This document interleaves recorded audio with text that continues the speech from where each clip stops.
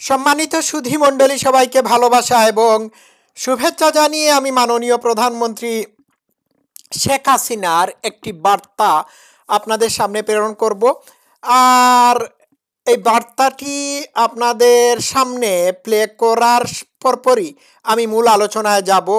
তাহলে কথা না বাড়িয়ে আমি প্লে করছি। Let's play. আপনারা আমার সাথে থাকুন শুরু থেকে শেষ পর্যন্ত। Let's play. আমার নেতা কর্মীদের মারবে বারবার, আমি সহ্য করব না। সাফ করবে এবার। এবার এবার লক্ষ্য হলো এই ময়লা সাফ করা, বাংলাদেশের ময়লা সাফ করব। জয় বাংলা। ঠিক আছে, জয় নেক্সট। বঙ্গবন্ধু। দর্শক শ্রোতারা, আপনারা শুনেছেন প্রধানমন্ত্রী স্পষ্টভাবে তার ৭৯তম জন্মবার্ষিকীতে বলেছেন এবারে তিনি ময়লা সাফ করবেন। বাংলাদেশের যত আবর্জনা, ময়লা, জঞ্জাল আছে সবগুলোকে তিনি সাফ করবেন, সাফ করার দায়িত্ব নিয়েছেন। তিনি তার ওই ৭৯তম জন্মবার্ষিকীতে আরও যে কথাগুলো বলেছেন, এগুলো আমি এই সবগুলো এইখানে আপনাদের সামনে প্লে করব না। আমি বলে দিচ্ছি, সেটি হচ্ছে যে ইনুস নিজের পক্ষ থেকে যাবে না, তাকে সরাতে হবে। এবং তিনি এটিও বলেছেন এই ইনুসকে গ্রামীণ এমডি পদ থেকে সরানো সম্ভব হয় নাই। ৬০ বছর বয়সে গ্রামীণ এমডি পদ থেকে পেনশন নেওয়ার কথা, কিন্তু ইনুস সরে যায় নাই। ঠিক আছে, তো ইনুসকে সরানোর কথা বলেছেন ক্লিয়ারলি, স্পষ্টভাবে বলেছেন যে ইনুস যাবে না, তাকে সরাতে হবে। এরপরে তার বার্তায় যেটি তিনি স্পষ্টত ক্লিয়ার করেছেন সেটি হচ্ছে ময়লা আবর্জনাকে তিনি ক্লিয়ার করবেন। এখন ময়লা আবর্জনা কারা? ময়লা আবর্জনা তারাই যারা ক্ষমতাসীন থাকাকালীন অবস্থায় আওয়ামী লীগের নেতা কর্মীদের উপর নির্যাতন নিপীড়ন চালিয়েছিল, আর শেখ হাসিনা ক্ষমতা হারানোর পরে যারা এখন পর্যন্ত আওয়ামী লীগের নেতা কর্মীদের উপর জুলুম নির্যাতন চালাচ্ছে, তাদের উপর অত্যাচার করছে, এরাই হচ্ছে ময়লা আবর্জনা। এই ময়লা আবর্জনা হলো বিএনপি, ছাত্রদল, যুবদলের মানুষ। এদেরকে তিনি সাফ করবেন। আচ্ছা, সেকেন্ডলি যারা ময়লা আবর্জনা, এরা হলো জামাতি ইসলামিস্ট জঙ্গি, আর এই জঙ্গিদের সাথে যারা সহযোগিতা করে একটা বৈধ সরকারের পতন ঘটিয়েছিল তারাই। তো এই ময়লা আবর্জনা তিনি সাফ করার দায়িত্ব নিয়েছেন। আর তিনি আরও যেটি বলেছেন সেটি হলো যে তিনি তালিকা করে রাখছেন। এই তালিকায় সব কয়টা ময়লা আবর্জনার নাম লিপিবদ্ধ আছে এবং এইগুলোর নাম সব সময় লিপিবদ্ধ করে রাখা হচ্ছে। তাহলে বোঝাই যাচ্ছে যে শেখ হাসিনা দেশে ফিরবেন, ফিরে এইবার তিনি একজন সম্পূর্ণরূপে ভিন্ন মানুষ হবেন। একটা কথা দর্শক শ্রোতারা, আপনারা একটু খেয়াল করুন, এই প্রধানমন্ত্রী শেখ হাসিনা যতদিন পর্যন্ত বাংলাদেশে ছিলেন ততদিন পর্যন্ত তিনি ছিলেন জঙ্গিদের জম। কোনো জঙ্গি রাস্তাঘাটে নেমে মানুষের উপর নির্যাতন নিপীড়ন চালাতে পারে নাই।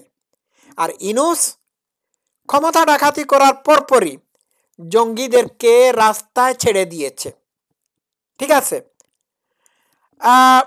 তো প্রধানমন্ত্রী শেখ হাসিনা ফিরবেন, ফিরে এই জঙ্গি, মোল্লা মৌলবী, তারপর মৌলবাদী, জামাত, বিএনপির সন্ত্রাসীদেরকে সাফ করবেন। বিষয়টা বুঝতেই তো পারছেন।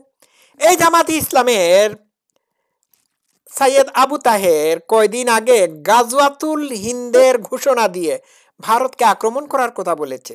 ভাবা যায়?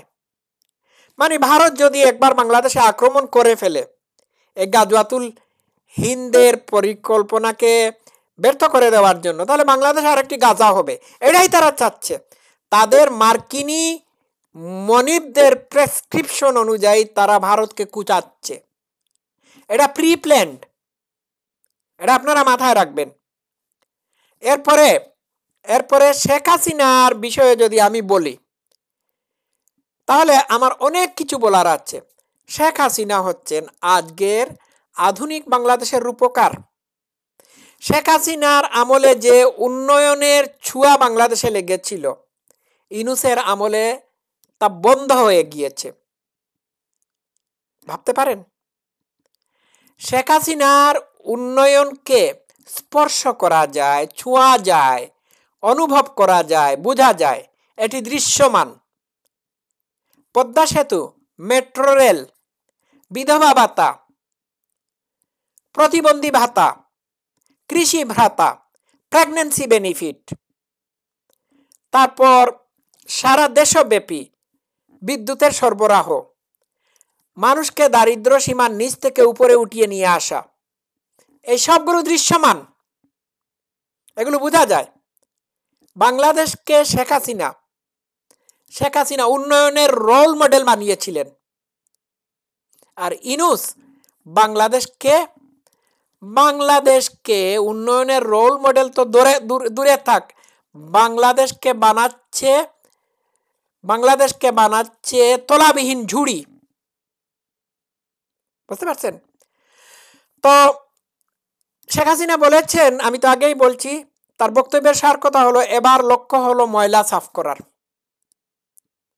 আমরা এই ময়লা সাফ করার ব্যাপারে শেখ হাসিনাকে সহযোগিতা করতে হবে। আর শেখ হাসিনার বক্তব্য থেকে স্পষ্টই বোঝা যাচ্ছে যে তার বাংলাদেশে ফেরার দিন ঘনিয়ে আসছে। আর ইউনূস ক্ষমতা ছাড়ার দিন তার সামনে হাজির হচ্ছে। তো বাংলাদেশে বহু ময়লা আবর্জনা জমে গিয়েছে, এই ময়লা আবর্জনাকে সাফ করতে হবে। প্রথম ময়লা হচ্ছে বর্জ্য পদার্থ, ময়লা হচ্ছে ডক্টর ইউনূস, সে হচ্ছে বিশ্ব বর্জ্য। বুঝতে পারছেন? সে হচ্ছে বিশ্ব বর্জ্য। এই যে কি আরেকজন আইনজীবী বলেছিলেন, সে হচ্ছে বিশ্ব বর্জ্য।